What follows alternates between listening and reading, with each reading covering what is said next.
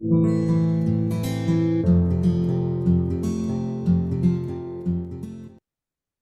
and welcome to another RS Bytes video. In today's video, we are going to look at 20 useful sources for the topic of good and evil. Firstly, let's look at the topic of the Trinity.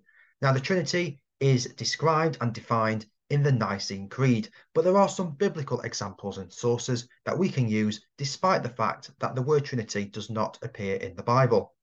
Firstly, we have Jesus telling his disciples to baptize in the name of the Father, Son, and Holy Spirit. Earlier on in the Gospels, we hear at the baptism of Jesus that all three persons of the Trinity are present.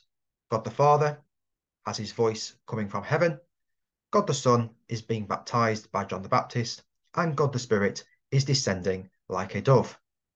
St. Augustine described the Trinity as a relationship of love. Another important concept in this topic is the topic of incarnation. Jesus is described as God made flesh, and at the start of John's Gospel, we hear that in the beginning was the Word, and the Word was God. In this sentence, the term Word is used to describe Jesus, showing that Jesus is God. However, at the same time, Jesus is fully human, fully God and fully human, and St. Paul in the letter to the Philippians describes Jesus as emptying himself, taking the form of a slave. In Genesis, we hear that Adam and Eve disobeyed God, and this caused original sin. And this is why evil exists in the world, according to some Christians. St. Augustine describes evil as a privation or absence of goodness. However, some have questioned why there is evil in the world. For example, David Hume has come up with the theory of the inconsistent triad, that it is not possible for an omnipotent and omnibenevolent God to exist when evil also exists. Mackey has also said that we don't need suffering to know goodness, and that there is too much evil in the world. He also says that an omnibenevolent God wouldn't allow people to make choices that lead to suffering, and often suffering can lead to bitterness instead of goodness or personal development. However, there are some Christian responses to this. For example, by reading the book of Job in the Old Testament, we can see that we cannot fully understand the purpose of suffering. And also, John Hick, a Protestant Christian, says that suffering can help people to develop, for example, generosity.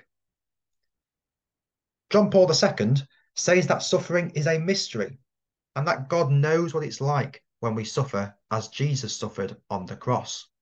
He also said that people can improve when they experience or witness suffering. Jesus taught the Beatitudes at the Sermon on the Mount. One of the Beatitudes is, "Blessed are those who mourn, for they shall be comforted." And this might bring peace to those who are suffering. Also, at the Sermon on the Mount, Jesus said that thoughts are just as bad as actions. He points out the Old Testament law of do not kill, but he adds to this and says that we should also not get angry either. Thomas Aquinas came up with natural law and said there are 5 primary precepts.